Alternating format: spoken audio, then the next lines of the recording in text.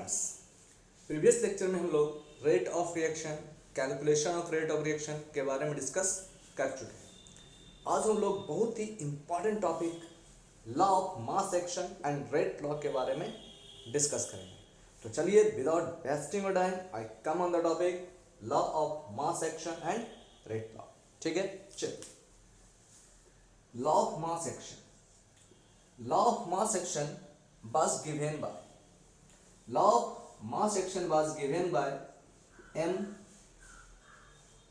Goldberg and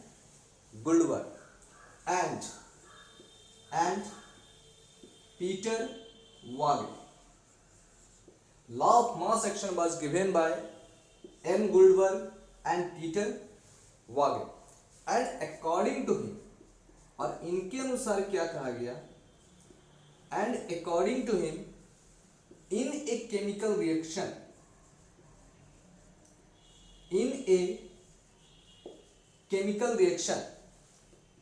rate of reaction is directly proportional to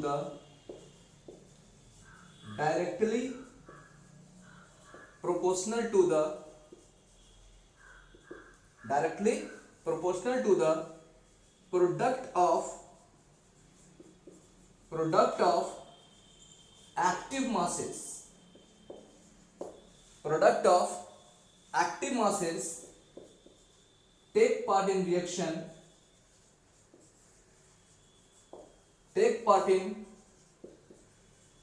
reaction as a reactant with each active masses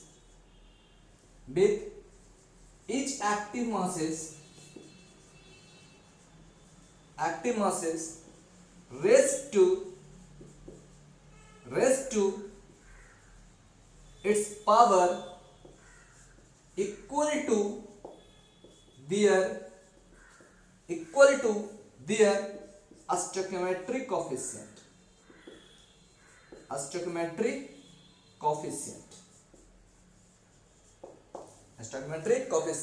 called the law of mass action। इसे ही हम law of mass action के नाम से जानते हैं। Law of mass action was given by M Guldberg and Peter Waage, and according to him in a chemical reaction, किसी chemical reaction में rate of reaction is directly proportional to the product of active masses this take part in the chemical reaction as a reactant. यानी reactant के रूप में जो active masses reaction में take part करता है वो रेट ऑफ रिएक्शन के डायरेक्टली प्रोपोर्शनल होता है। ठीक है, इसके अलावा उन्होंने क्या कहा, with each active masses raised to the power equal to their stoichiometric coefficient, and this law was called the law of mass action. इसे हम क्या करते हैं, लॉ ऑफ मास एक्शन का नाम देते हैं। ठीक है, चलिए we have to consider on a chemical reaction, और इस केमिकल रिएक्शन से हम समझेंगे कि आखिर लॉ ऑफ मास एक्शन कहता क्या है। ठीक है, तो let us we have to consider on a chemical reaction. चलिए एक केमिकल रिएक्शन लेते हैं, सपोज करते हैं a mole of A if react with b mole of B, form क्या करता है, c mole of C and d mole of D का फॉर्मेशन करता है। ठीक है, ये आपका क्या हो गया, रिएक्टेंट होगा, जबकि ये क्या होगा, प्रोडक्ट होगा। ठीक है, हम जानते हैं according to the law of mass action rate of reaction is directly proportional to the product of active masses. ठीक है, तो यहां पर एक्टिव मास कौन होगा, concentration of A and concentration of B. ठीक है, तो कह रहा rate of reaction is directly proportional to the concentration of A, product of concentration of A and the concentration of B. ठीक है, इसके बाद क्या कहा जा रहा है कि each active masses raised to the power, है ना, each active masses raised to the power equal to its stoichiometric coefficient. अब सोचिए यहां पर ए का स्टोइकोमेट्रिक कोएफिशिएंट कौन है, ए है, बी का स्टोइकोमेट्रिक कोएफिशिएंट कौन है, बी है ना, जो क्या कह रहा है, raised to the power equal to their stoichiometric coefficient. ठीक है, तो इसका स्टोइकोमेट्रिक कोएफिशिएंट कौन है, ए है, तो a to the power a b to the power b। ठीक है, b to the power b, है ना।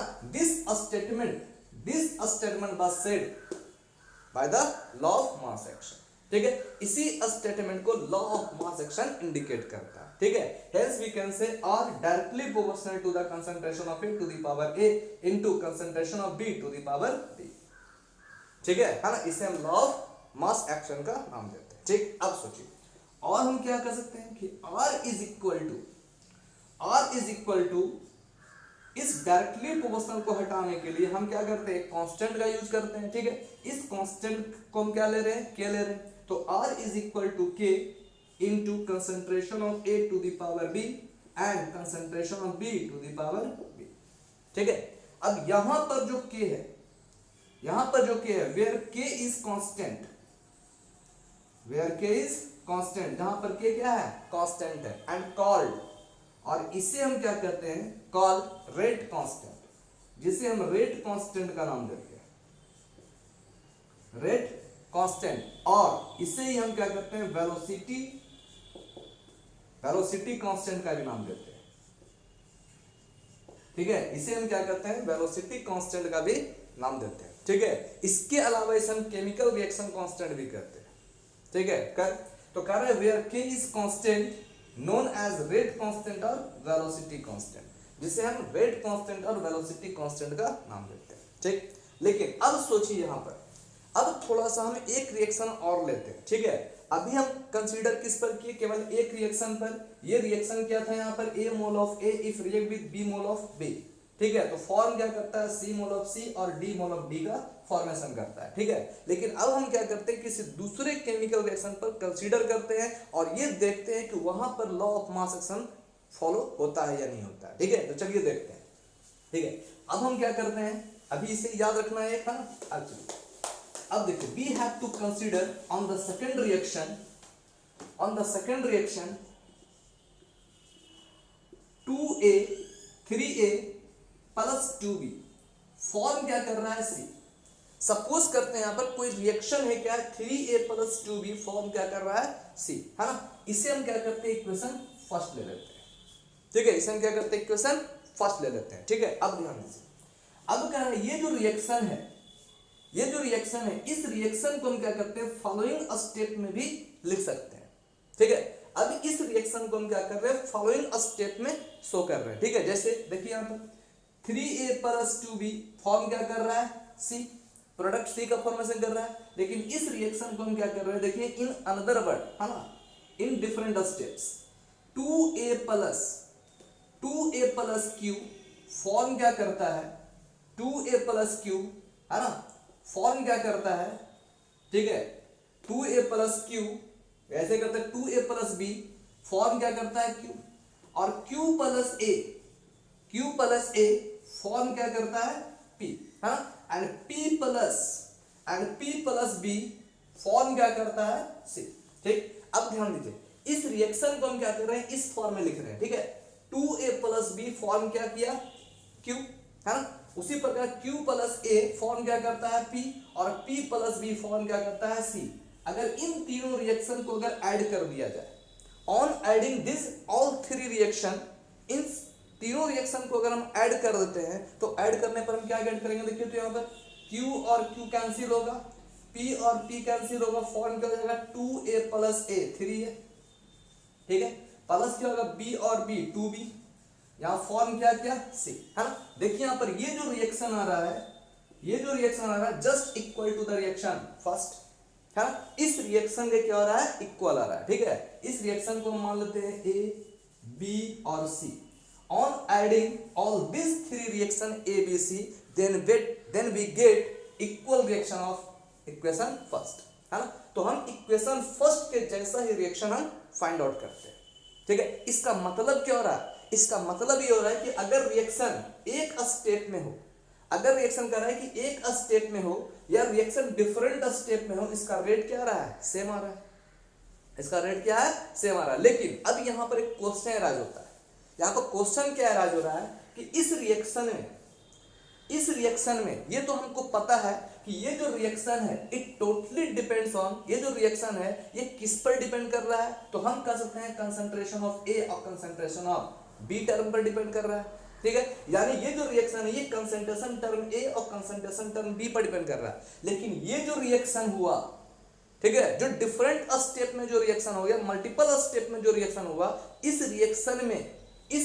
में है ना, हम जानते हैं कि इसका फाइनल प्रोडक्ट जो बन रहा है वो ये सी बन रहा है, रिएक्शन जो है वो 3A + 2B फॉर्म सी हो रहा है, ठीक है, लेकिन इस पूरे रिएक्शन का कंसंट्रेशन टर्म किस पर डिपेंड करता है ये हमको पता नहीं चल रहा है, ठीक है, ये ए पर डिपेंड कर रहा है, बी पर डिपेंड कर रहा है, क्यू पर डिपेंड कर रहा है, पी पर डिपेंड कर रहा है, किस पर डिपेंड करता है ये हमको पता नहीं है, ठीक है, यानी इसका मतलब क्या हुआ, इसका मतलब है law of mass action, law of mass action is valid only for the elementary reaction, मतलब सिंगल स्टेप रिएक्शन, वैसा रिएक्शन जो सिंगल स्टेप में होता है उसे कहते हैं एलिमेंट्री रिएक्शन, ठीक है, यानी ये क्या है आपका एलिमेंट्री रिएक्शन है, ठीक है, तो लॉ ऑफ मास एक्शन जो है it is valid only for the elementary reaction और सिंगल स्टेप रिएक्शन, ठीक है, तो हम कह सकते हैं यहां पर कि law of mass action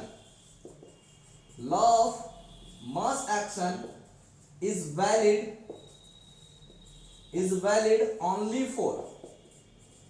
only for single step reaction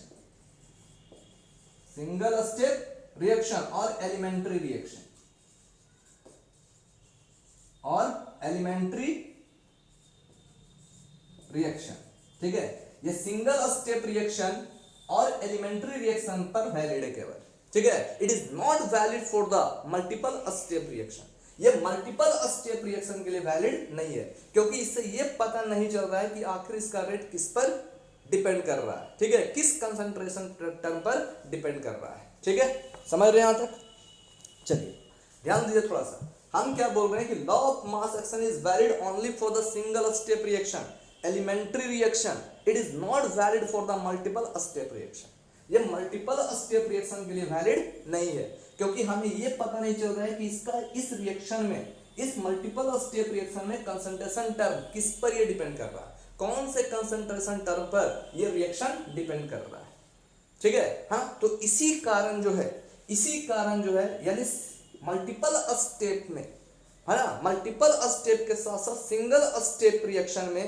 concentration term, है ना, सिंगल स्टेप रिएक्शन और मल्टीपल स्टेप रिएक्शन में कंसंट्रेशन टर्म पर कैसे डिपेंड होता है, कौन कौन से कंसंट्रेशन पर डिपेंड होता है ना, सिंगल स्टेप रिएक्शन में या मल्टीपल स्टेप रिएक्शन में, इसके लिए रेट लॉ दिया जाता है, ठीक है, अब आपको ये समझ में आया होगा कि ये जो लॉ ऑफ मास एक्शन है केवल सिंगल स्टेप रिएक्शन के लिए, ध्यान दीजिएगा, लेकिन रेट लॉ जो यूज होता है ना, वो मल्टीपल स्टेप रिएक्शन और सिंगल स्टेप रिएक्शन दोनों के लिए इंडिकेट किया जाता है ना, दोनों को फॉलो करता है, ठीक है, यानी अगर रिएक्शन जो है अगर मल्टीपल स्टेप में भी रिएक्शन हो रहा है तो रेट लॉ ये इंडिकेट कर सकता है कि इसके पूरे रिएक्शन, ये पूरा रिएक्शन जो है किस कंसंट्रेशन टर्म पर डिपेंड करता है, ठीक है, हाँ, तो मल्टीपल स्टेप रिएक्शन और सिंगल स्टेप दोनों के लिए, हाँ, हम क्या करते हैं, रेट लॉ का यूज करते हैं, ठीक है, अगर हम लॉ ऑफ मास एक्शन का यूज करेंगे तो केवल सिंगल स्टेप रिएक्शन का यूज होगा, है ना, यानी ये जो है valid only for the single step reaction, not valid for the multiple step reaction, ठीक है, तो अब ध्यान दीजिए, अब थोड़ा सा ध्यान दीजिएगा, अब कह रहे हैं यहां पर कि इस रिएक्शन का अगर रेट ऑफ रिएक्शन फिर से लिखा जाए तो हम कह सकते हैं यहां पर कि R इज इक्वल टू, ध्यान दीजिए यहां पर R इज इक्वल टू, ठीक है, देखिए तो यहां पर R इज इक्वल टू क्या होगा, या ऐसे कर लीजिए, R directly proportional to the product of active masses, तो ये एक्टिव मासेस क्या है, concentration of a, concentration of B, ठीक है, कंसंट्रेशन ऑफ बी, लेकिन according to the law of mass action क्या लिख रहे थे हम यहाँ पर, ए और बी लिख रहे थे, ठीक है, ए और बी लिख रहे थे, इक्वेशन फर्स्ट था, ठीक है, यानी R is equal to k concentration of a to the power a, b to the power b, इसे इक्वेशन हम वन ले रहे थे, ठीक है, हाँ, फ्रॉम द इक्वेशन फर्स्ट, लेकिन अब ध्यान दीजिए मेरा रेट लॉ क्या कहता है, ध्यान दीजिए कि R is equal to concentration of A, देखिए यहां पर कंसंट्रेशन ऑफ ए, ठीक है, अगर इसी रिएक्शन ऐसा करते हैं, इसी रिएक्शन को लिखते हैं, है ना, तो यहां पर क्या हो जाएगा आपका 3 होगा, यहां पर क्या होगा 2 होगा, ठीक है, 3 होगा और 2 होगा, है ना, जब ये रिएक्शन सिंगल स्टेप में, ठीक है, लेकिन मल्टीपल स्टेप की रिएक्शन के लिए क्या होगा, देखिए R is equal to k, R is equal to k, जहां के क्या हो गया, वेलोसिटी कांस्टेंट या rate constant, is equal to, हम कह सकते हैं यहाँ पर product of active masses a and b. लेकिन अब ध्यान दीजिए यहाँ पर, अब यहाँ पर एक चीज याद रखना है कि यहाँ पर जो रेस्ट टू द पावर हम जो लिखते थे कोफिशिएंट, स्टोइकियोमेट्रिक कोफिशिएंट को, ठीक है, लेकिन अब देखिए तो क्यों लिखते थे, क्योंकि सिंगल स्टेप रिएक्शन में active mass, single step reaction में, हाँ, हम जानते हैं कंसंट्रेशन टर्म पर ये डिपेंड कर रहा था कि कौन सा कंसंट्रेशन टर्म से टेक पार्ट कर रहा है। लेकिन हम मल्टीपल स्टेप रिएक्शन के लिए हमें ये पता नहीं है कि ये जो रिएक्शन है, ये जो रिएक्शन है किस कंसंट्रेशन टर्म पर डिपेंड कर रहा है, ठीक है। तो इसके लिए हम क्या करेंगे, हमें ये तो पता है नहीं कि यहाँ पर कंसंट्रेशन टर्म कौन टेक पार्ट कर रहा है, कितना कंसंट्रेशन टर्म टेक पार्ट कर रहा है, केवल ए या बी टेक पार्ट कर रहा है या क्यू और पी भी टेक पार्ट कर रहा है, हमें ये पता नहीं है, ठीक है। इसे पता करने के लिए हम केवल एक्सपेरिमेंटली यूज कर सकते हैं, एक्सपेरिमेंटली इसका वैल्यू हम कैलकुलेट कर सकते हैं, ठीक है, ध्यान दीजिए।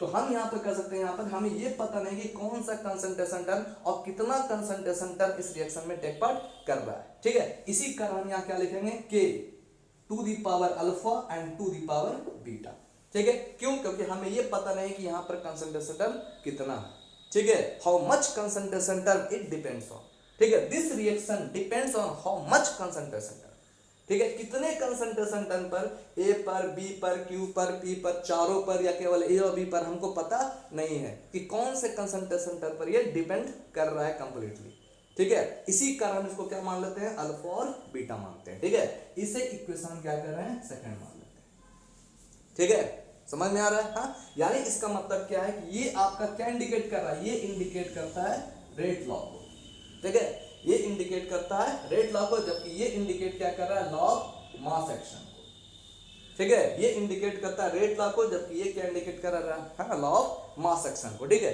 अब ध्यान दीजिए एक चीज और, अब इसका मतलब ये हो गया, अब इसका मतलब ये हो गया, है ना, कि ये जो आपका वैल्यू है, ये लॉ ऑफ मास एक्शन जो है ना, वो क्या थियोरेटिकल कॉन्सेप्ट है, ये क्या आपका थियोरेटिकल कॉन्सेप्ट है, ठीक है। जबकि हम जानते हैं यहां पर अल्फा और बीटा का वैल्यू, रेट लॉ के केस में अल्फा और बीटा का वैल्यू जो है हम एक्सपेरिमेंटली कैलकुलेट करते हैं, ठीक है। हम यहां पर क्या करेंगे, एक्सपेरिमेंटली कैलकुलेट करेंगे, ठीक है। The value of alpha and beta can be calculated experimentally, ठीक है। यानी इसका मतलब है कि हम यहां पर अल्फा और बीटा का वैल्यू जो है वो एक्सपेरिमेंटली कैलकुलेट करते हैं, ठीक है, ठीक है। चलिए अब देखिए थोड़ा सा, अब कह रहा है जब इसे हम एक्सपेरिमेंटली कैलकुलेट करते हैं, ठीक है, एक्सपेरिमेंटली कैलकुलेट करते हैं, देखिए कैलकुलेट कैसे करेंगे, ध्यान दीजिए। तो R is equal to rate law से, from rate law R is equal to k A to the power alpha B to the power beta, ठीक है। इसी एक्सप्रेशन को, expression 2 is called the rate law expression, इसे हम rate law expression का नाम देते हैं, ठीक है। इसे हम क्या करते हैं, रेट लॉ एक्सप्रेशन का नाम देते हैं, ठीक है। अब हम देखेंगे कि यहां पर अल्फा और बीटा का वैल्यू हम एक्सपेरिमेंट से कैसे कैलकुलेट करते हैं, ठीक है। चलिए ध्यान दीजिए, अब हम क्या करते हैं, let the initial concentration of A, है ना, initial concentration of A, initial concentration of B, initial concentration of B and the rate of reaction is taken, ठीक है। अब हम क्या करते हैं, कोई एक्सपेरिमेंट कर रहे हैं, क्या क्या चीज लेके, on taking initial concentration of A, initial concentration of B and rate of reaction, ठीक। यहाँ इनिशियल कंसंट्रेशन ऑफ ए का इनिशियल कंसंट्रेशन कितना लिया जा रहा है, 0.1 लिया जा रहा है, ठीक है, 0.1 मोल, ठीक है, 0.1 मोल पर लीटर लिया जा रहा है, किसका, ए का इनिशियल कंसंट्रेशन, ठीक है। बी का इनिशियल कंसंट्रेशन कितना है, 0.1, ठीक है। आर कितना लिया जा रहा है, 2 × 10⁻³ मोल पर लीटर पर सेकेंड, ठीक है। ये क्या है, मेरा फर्स्ट एक्सपेरिमेंट है, ठीक है। सेकेंड एक्सपेरिमेंट क्या मान लेते हैं, सेकेंड एक्सपेरिमेंट, इसका कंसंट्रेशन कितना है, 0.1 ही है, ठीक है, लेकिन इसमें कितना है, 0.2, इसका कितना आ रहा है, आर का वैल्यू 1 × 10⁻³, ठीक है। मैंने अभी आपको बताया कि रेट लॉ से हम अल्फा और बीटा का जो वैल्यू है वो एक्सपेरिमेंटली कैलकुलेट कर सकते हैं, ठीक है। तो ध्यान दीजिए, यहाँ पर हम क्या कर रहे हैं, यहाँ पर कुछ एक्सपेरिमेंटल वैल्यू ले रहे हैं, ठीक है। तो ए का कंसंट्रेशन, इनिशियल कंसंट्रेशन कितना लिया रहा है, 0.1, इसका क्या होगा, 0.1 आर का वैल्यू कितना है 2 इंटू 10 टू द पावर -3।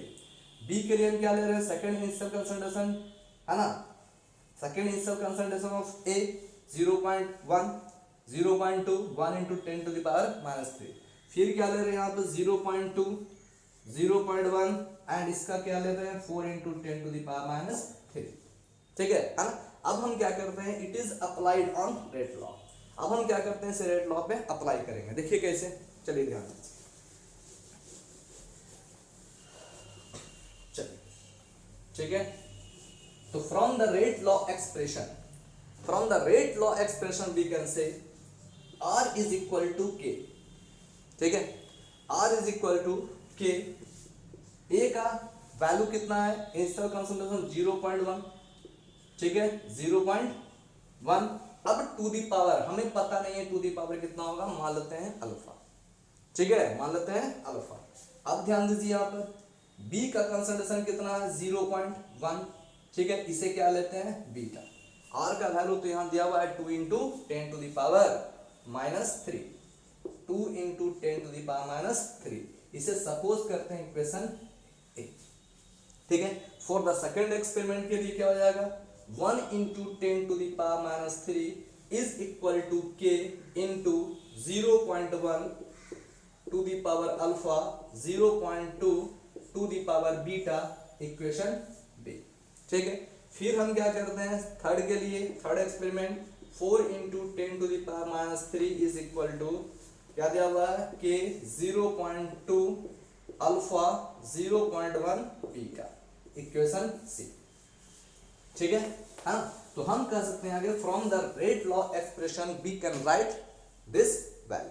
ठीक है, हम इस तरह से रेट लॉ एक्सप्रेशन को लिख सकते हैं on using this experimental values. ठीक है, अब देखिए, अब हम क्या करते हैं on dividing the equation a by b. ठीक है, अब हम क्या करते हैं इक्वेशन ए और बी से लेते हैं। ठीक है, इक्वेशन ए और बी से ले रहे हैं। ठीक है, अब ध्यान दीजिए इक्वेशन ए और बी से ले रहे हैं है ना। तो देखिए on dividing the equation a by b तो क्या हो जाएगा यहाँ पर देखिए, तो 2 into 10 to the power -3 upon क्या हो जाएगा 1 into 10 to the power -3 is equal to k into 0.1 alpha 0.1 beta upon k into 0.1 alpha और 0.2 बीटा। ठीक है हाँ, ये के का वैल्यू क्या होगा कैंसिल होगा, ये कैंसिल हो जाएगा है ना, ये कैंसिल होगा। अब ध्यान दीजिए, अब कह रहा है यहाँ पर ये कितना हो जाएगा देखिए 2 इंटू ये कैंसिल यानी 2 इज इक्वल टू कितना आ जाएगा मेरा 0.1 upon 0.2 to the power beta है ना। और हम क्या कर सकते हैं यहाँ पर 2 इज इक्वल टू ये कितना में डिवाइड होगा 1/2। ठीक है, यानी इसको लिखेंगे क्या होगा 2 टू दी पावर -1। ठीक है, 2 टू दी पावर क्या हो जाएगा यहाँ पर 1/2। ठीक है, यानी कितना हो जाएगा यहाँ पर, अच्छा ऐसे लिखते हैं। ठीक है, यानी कितना हो जाएगा 1/2 पहले लिखते हैं, ये क्या हो जाएगा बीटा। ठीक है, क्या हो जाएगा बीटा। ठीक, अब सोचिए, अब यहाँ पर ध्यान दीजिए कितना आ रहा है 2 इज इक्वल टू इतना, और हम क्या लिखेंगे, और हम क्या लिख सकते हैं यहाँ पर 2 to the power 1 is equal to कितना हो जाएगा 2 टू दी पावर -1 बीटा। ठीक है, 2 to the power 1 is equal to 2 to the power minus beta, और क्या हो जाएगा यहाँ पर 2 to the power 1 is equal to 2 to the power minus beta. ठीक है, 2 दी पावर माइनस बीटा। ठीक है, अब ध्यान दीजिए, यानी यहाँ पर क्या हो जाएगा ये 2 कैंसिल, यानी बीटा का वैल्यू जो आ रहा है वो कितना आ रहा है -1 आ रहा है। बीटा का वैल्यू कितना आ रहा है -1 आ रहा है। ठीक है, यानी यहां से देखिए हम बीटा का वैल्यू क्या कर सकते हैं कैलकुलेट कर सकते हैं। ठीक है, 1/2 यानी a अपॉन b रिएक्शन को डिवाइड करने पर हम क्या गेट कर रहे हैं 2 इज इक्वल टू 0.1 अपॉन 0.2 है ना, इज इक्वल टू क्या लिखेंगे 2 इज इक्वल टू 1/2। ठीक है, बीटा इतना हो जाएगा। ठीक है, और 2 टू दी पावर -1 ठीक है इतना है ना, यानी यहाँ पर कितना आ रहा है बीटा का वैल्यू यहाँ पर हम कैलकुलेट कर सकते हैं। ठीक है, बीटा का वैल्यू यहाँ पर हम कैलकुलेट कर लिए। ठीक है, अब सोचिए बीटा का वैल्यू यहाँ पर कैलकुलेट कर सकते हैं, उसी प्रकार हम क्या करेंगे अल्फा का वैल्यू कैलकुलेट करेंगे। देखिए हम यहाँ पर क्या करेंगे अब now on taking the equation A and C, अब हम क्या करते हैं, इक्वेशन ए और सी का यूज करते हैं। अभी हमने इक्वेशन ए और बी का यूज किया था, अब हम क्या कर रहे हैं, इक्वेशन ए और सी का यूज कर रहे हैं। ठीक है, उसी प्रकार सिमिलरली हम क्या करते हैं, है ना, ए, ठीक है, ए इक्वेशन क्या करते हैं, डिवाइडेड बाय द इक्वेशन, ठीक है, सी। अब हम क्या करते हैं, A divided by the equation C. अब हम क्या करते हैं, ए को हम क्या करते हैं, सी से डिवाइड करते हैं, ए को हम क्या करते हैं, सी से डिवाइड करते हैं। ठीक है, अब देखिए जब ए को सी से डिवाइड करेंगे क्या आएगा, 2 into 10 to the power 3 upon क्या होगा, 4 into 10 to the power 3 is equal to k 0.1 alpha, यहाँ जाएगा 0.1 बीटा अपॉन क्या आ जाएगा, के 0.2 अल्फा और 0.1 बीटा। ठीक, अब ध्यान दीजिए ये क्या आ जाएगा आपका कैंसिल, के और के कैंसिल होगा, यहां से देखिए ये कैंसिल, ये क्या आ जाएगा 1/2, यानी ये कितना आ जाएगा 1/2, 1/2 इज इक्वल टू यहाँ कितना आ रहा है देखिए तो थोड़ा सा, है ना, देखिए यहाँ पर 0.1 upon 0.2 to the power alpha हो जाएगा, टू दी पावर अल्फा। और हम क्या लिख सकते हैं, देखिए तो 1/2 to the power 1 is equal to ये क्या हो जाएगा 1/2, ठीक है, ये भी आ जाएगा 1/2, यहाँ आ जाएगा अल्फा। ठीक, ये 1/2 1/2 कैंसिल, इसलिए क्या होगा, अल्फा इज इक्वल टू 1। ठीक है, वहां पर बीटा इज इक्वल टू -1 आ रहा था, अल्फा इज इक्वल टू 1 आ रहा है। ठीक है, यानी मेरा कहने का मतलब क्या है कि अल्फा और बीटा का वैल्यू जो है, ठीक है, कैलकुलेट किया जा सकता है, लेकिन एक्सपेरिमेंटली कैलकुलेट कर सकते हैं। ठीक है, जब यहाँ पर इनिशियली रेट दिया रहेगा, है ना, जब इनिशियली रेट दिया रहेगा एक्टिव मास का, तो हम उससे कैलकुलेट कर सकते हैं कि अल्फा और बीटा का वैल्यू क्या होगा। ठीक है, अब आप समझ सक चुके होंगे, है ना, कि rate law is used for the multiple step as well as the single step reaction. ठीक है, यानी ये जो रेट लॉ जो है वो सिंगल स्टेप रिएक्शन और मल्टीपल स्टेप रिएक्शन दोनों के लिए यूज किया जा सकता है। ठीक है ना, चलिए, इसलिए इसका मतलब क्या है, rate law is more helpful than law of active masses. ठीक है, चलिए अब ध्यान दीजिए, अब यहां पर एक चीज और याद रखना है, ये जो आपका अभी हम from the rate law expression, from the rate law expression, rate law expression से, ठीक है, from the rate law expression we know very well that R is equal to k, ठीक है, a to the power alpha b to the power beta. ठीक है, अब करें यहां पर ये अल्फा और बीटा क्या है। ठीक है, तो अभी तो हम अल्फा बीटा निकाल लिए, हाँ, अब यहां पर इतना अल्फा इज द, अल्फा को क्या कहते हैं, alpha is the order of reaction, order of reaction with respect to concentration A. ठीक है, यानी कह रहे हैं कि alpha is the order of reaction with respect to A, और उसी प्रकार बीटा क्या हो गया, beta is the order of reaction, order of reaction with respect to B, है ना, विथ रेस्पेक्ट टू बी, है ना। इसलिए हम कह सकते हैं कि अल्फा प्लस बीटा क्या होगा, alpha plus beta is equal to, ठीक है, टोटल ऑर्डर ऑफ रिएक्शन या ओवरऑल ऑर्डर ऑफ रिएक्शन, है ना, टोटल या overall order of reaction, order of reaction. ठीक है, इसलिए हम कह सकते हैं यहां पर कि order of reaction is equal to, order of reaction is equal to alpha plus beta is equal to n. ठीक है, यानी एन क्या हो गया, ऑर्डर ऑफ रिएक्शन को इंडिकेट करता है। ठीक है, तो अब हम क्या कर सकते हैं यहां पर कि ये ऑर्डर ऑफ रिएक्शन, अब ध्यान दीजिए थोड़ा सा यहां तक, है ना, अगर कोई प्रॉब्लम होगा तो प्लीज कमेंट बॉक्स में जरूर लिखिएगा। ठीक है, उसका हम कोशिश करेंगे, है ना, कि कम से कम उसका सॉल्यूशन जो है सेंड करने का हम जरूर कोशिश करेंगे। ठीक है, और ऐसे भी हम कमेंट जो है, कमेंट का सॉल्यूशन हम कर ही देते हैं। ठीक है, अगर कोई क्वेश्चन में कोई प्रॉब्लम वगैरह हो, कमेंट बॉक्स में आप क्वेश्चंस सेंड कीजिए। ठीक है, हम क्या करेंगे, उसे कोशिश करेंगे, जरूर कोशिश करेंगे कि आपके क्वेश्चन का सॉल्यूशन हो जाए। ठीक है, चलिए अब देखिए तो कह रहे हैं कि order of reaction is equal to क्या हो गया, alpha plus beta is equal to n. हाँ, अब हमें जानना है कि ये ऑर्डर ऑफ रिएक्शन क्या है, ऑर्डर ऑफ रिएक्शन। तो हम कह सकते हैं, देखिए order of reaction, order of reaction क्या हो गया, यहाँ पर सम आ रहा है यहाँ पर। ठीक है, तो हम कह सकते हैं यहाँ पर कि ऑर्डर ऑफ रिएक्शन क्या है, तो कह सकते हैं यहाँ पर कि ये आपका क्या है, अल्फा प्लस बीटा दोनों का सम है, ठीक है, यानी अल्फा प्लस बीटा दोनों का सम है। तो आखिर ये अल्फा प्लस बीटा क्या इंडिकेट कर रहा था, ये जो अल्फा प्लस बीटा जो है क्या इंडिकेट कर रहा था, ये इंडिकेट करता है कि ऑर्डर ऑफ रिएक्शन ये इंडिकेट करता है ना, कि कौन कौन से कंसंट्रेशन टर्म पर ये डिपेंड करता है इन केमिकल रिएक्शन, है ना। तो कह रहा है कि जितने कंसंट्रेशन टर्म पर, how much concentration term A chemical reaction depends on, that is called the order of reaction, उससे हम ऑर्डर ऑफ रिएक्शन का नाम देते हैं, ठीक है। तो ऑर्डर ऑफ रिएक्शन क्या इंडिकेट कर रहा है, how much concentration term, how much concentration term a chemical reaction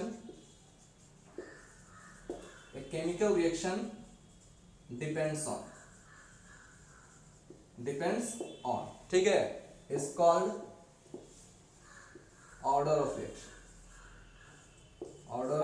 reaction, ठीक है।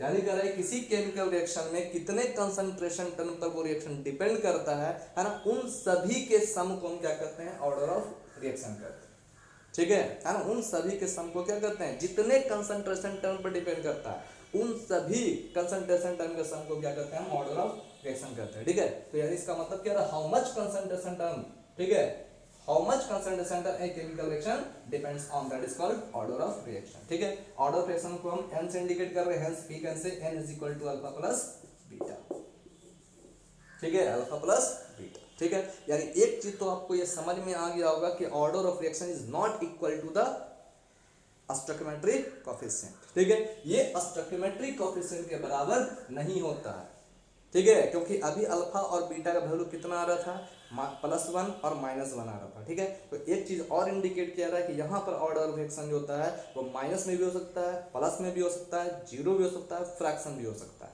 ठीक है। तो एक चीज आपको याद रखना है कि ऑर्डर ऑफ रिएक्शन जो होता है वो एक्सपेरिमेंटली वैल्यू से कैलकुलेट किया जा सकता है, ये फ्रैक्शन भी हो सकता है, कुछ इंटीजर भी हो सकता है, ठीक है ना। और n इज इक्वल टू क्या होगा, अल्फा प्लस बीटा, ठीक है, ये चीज आपको याद रखना है, ठीक है। अब ऑर्डर ऑफ रिएक्शन जो होता है वो डिफरेंट टाइप्स का होता है, ठीक है। ऑर्डर ऑफ रिएक्शन जो होता है, जीरो ऑर्डर होता है, फर्स्ट ऑर्डर, सेकंड ऑर्डर, है ना। इन सब के बारे में अब हम नेक्स्ट लेक्चर में डिस्कस करेंगे, ठीक है। तब तक के लिए सेफ रहें और प्लीज लाइक शेयर और सब्सक्राइब जरूर करें। Thank you.